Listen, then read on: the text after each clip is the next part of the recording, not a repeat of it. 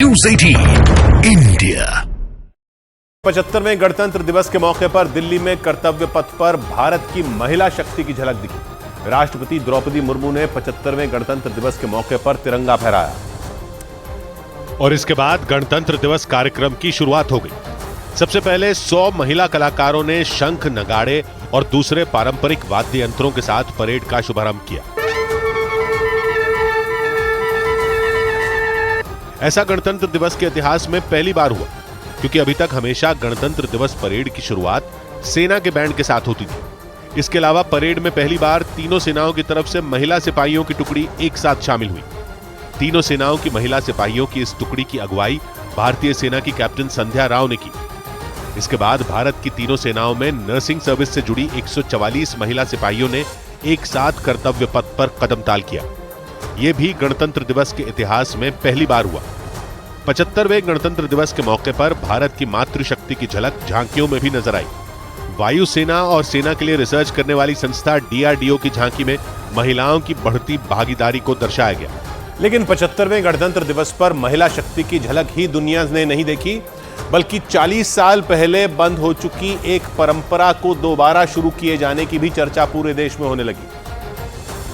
क्योंकि गणतंत्र दिवस पर राष्ट्रपति द्रौपदी मुर्मू पारंपरिक बग्घी में बैठकर राष्ट्रपति भवन से कर्तव्य पथ तक पहुंची। 40 साल बाद कोई राष्ट्रपति इस बग्घी में बैठकर गणतंत्र दिवस समारोह में शामिल हुआ। 75वें गणतंत्र दिवस के चीफ गेस्ट फ्रांस के राष्ट्रपति इमैनुअल मैक्रों भी इसी बग्घी में सवार होकर कर्तव्य पथ पर पहुंचे।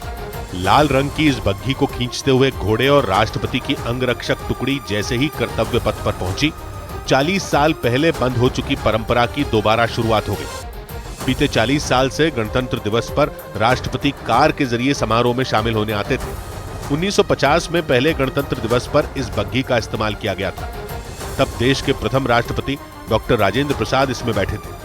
1984 तक ये परंपरा जारी रही, लेकिन पूर्व प्रधानमंत्री इंदिरा गांधी की हत्या के बाद से इस बग्घी की जगह हाई सिक्योरिटी वाली कार ने ले ली, क्योंकि बग्घी की जगह बुलेट प्रूफ कार के इस्तेमाल का फैसला सुरक्षा को देखते हुए लिया गया। 75वें गणतंत्र दिवस के मौके पर फ्रांस के राष्ट्रपति इमैनुअल मैक्रों चीफ गेस्ट बने। उनके सामने फ्रांस में बने रफाल फाइटर जेट ने ताकत दिखाई और फ्लाई पास्ट के दौरान आसमान को चीरते हुए कई तरह के करतब दिखाए। 75वें गणतंत्र दिवस के मौके पर जब भारतीय वायुसेना के 6 रफाल विमान गरजे तो पूरी दिल्ली का आसमान इससे गूंज उठा। गणतंत्र दिवस समारोह में चीफ गेस्ट बनकर पहुंचे फ्रांस के राष्ट्रपति इमैनुअल मैक्रों भी रफाल की उड़ान पर बेहद खुश नजर आए। इस दौरान वो लगातार प्रधानमंत्री नरेंद्र मोदी से बातचीत करते भी दिखे। 30,000 फीट से ज्यादा की ऊंचाई पर भारतीय वायुसेना के लड़ाकू विमानों ने एक से बढ़कर एक फॉर्मेशन दिखाए। गणतंत्र दिवस समारोह में शामिल दर्शक आसमान की तरफ टकटकी लगाए वायुसेना के विमानों और हेलीकॉप्टरों के हैरान करने वाले करतब देखते रहे। पहली बार गणतंत्र दिवस के फ्लाई पास्ट में एयरफोर्स के 51 एयरक्राफ्ट ने हिस्सा लिया और उनकी दहाड़ ऐसी थी कि दुश्मन का कलेजा कांप जाए। और 75वें गणतंत्र दिवस पर कर्तव्य पथ पर शौर्य के साथ ही सांस्कृतिक और आध्यात्मिक विरासत की भी झलक दिखी। उत्तर प्रदेश की झांकी पर अयोध्या में बने राम मंदिर का मॉडल और रामलला विराजमान नजर आए। और जैसे ही ये झांकी कर्तव्य पथ पर आगे बढ़ी, वहां मौजूद सभी लोग एकटक उसकी तरफ देखने लगे। अयोध्या में बने भव्य राम मंदिर की थीम पर उत्तर प्रदेश की झांकी कर्तव्य पथ पर पूरी शान के साथ उतरी। झांकी के अगले हिस्से में राम मंदिर का मॉडल बना दिखा। उसके ठीक ऊपर रामलला धनुष और बाण लिए खड़े दिखाई दिए।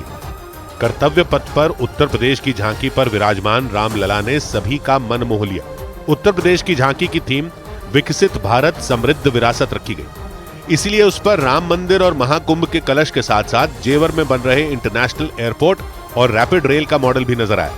इसके साथ ही झांकी के पिछले हिस्से में ब्रह्मोस मिसाइल की झलक देखने को मिली। मतलब गणतंत्र दिवस के मौके पर कर्तव्य पथ पर आध्यात्म के साथ ही पराक्रम भी दिखा। 75वें गणतंत्र दिवस के मौके पर प्रधानमंत्री नरेंद्र मोदी की पगड़ी एक बार फिर चर्चा का विषय बन गई, क्योंकि इस बार प्रधानमंत्री नरेंद्र मोदी रंग बिरंगी पगड़ी में नजर आए। प्रधानमंत्री ने 75वें गणतंत्र दिवस के मौके पर जो पगड़ी पहनी वो बांधनी प्रिंट की थी। बांधनी प्रिंट राजस्थान में काफी लोकप्रिय है। पीएम की पगड़ी में लाल, पीला, गुलाबी और नीला रंग मिला हुआ नजर आया और उस पर अलग अलग तरह के प्रिंट दिखाई दिए। पीला रंग ज्यादा होने की वजह से इस पगड़ी को भगवान श्री राम से जोड़कर देखा जा रहा है, क्योंकि मान्यता है कि पीला रंग भगवान श्री राम को बेहद पसंद है। 22 जनवरी को प्राण प्रतिष्ठा वाले दिन भी रामलला की मूर्ति को पीला वस्त्र ही पहनाया गया था। इसीलिए पीएम की पगड़ी के रंग को रामलला से जोड़कर देखा जा रहा है। नरेंद्र मोदी ने 2014 में प्रधानमंत्री बनने के बाद से गणतंत्र दिवस और स्वतंत्रता दिवस पर खास तरह की पगड़ी पहनने की परंपरा को आगे बढ़ाया। इधर बल्लेबाज तन्मय अग्रवाल ने रणजी ट्रॉफी